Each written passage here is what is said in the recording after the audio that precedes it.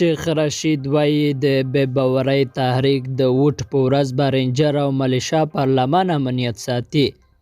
اسلام آباد د مخالفو ګوندونو له اړخه د صدراعظم عمران خان په ضد قومي اسمبلۍ کې د بې باورۍ تحریک له جمع کولو وروسته حکومت د دې د ناکامولو او درولو دپاره یو شمېر ګامونه پورته کړي دي.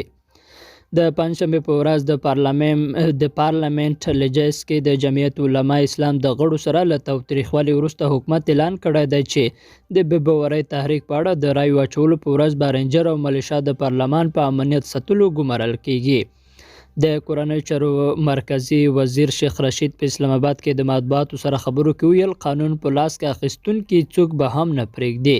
پرېکړه شوې ده چې د انتخاباتو په ورځ به د حفاظت دپاره په رینجر او اف سی ځواک ځای پر ځای کړی شي. تېره ورځ د اسلام آباد پولیسو د پارلمان سره نږدې پارلمنټ لجیس څخه د جمعیت علما اسلام یو تنظیم انصار الاسلام 18 غړي نیولي وو او د پارلمان پر ځینو غړو یې تشدد هم کړی و چې د مولانا فضل الرحمن لخوا په ټول هیواد کې د احتجاج کولو غوښتنې وروسته بیرته خوشي کړای شوي دي. مخالفو ګوندونه دغه پیښه د صدراعظم عمران خان په ضد د بې باورۍ تحریک عکس العمل ګڼي. د مسلم لیگ نواز ډلې مشر شهباز شریف په اسلام آباد کې د مطبوعاتو سره په خبرو کې ویل حکومت په زور د آئین له لارې تړل غواړي. عمران خان د درغلۍ د لارې صدراعظم جوړ شو او د چوکۍ بچ کولو دپاره انقلابي جوړېدل غواړي. په درغلۍ راغلی وزیراعظم به په آئیني لاره کور ته لیږي.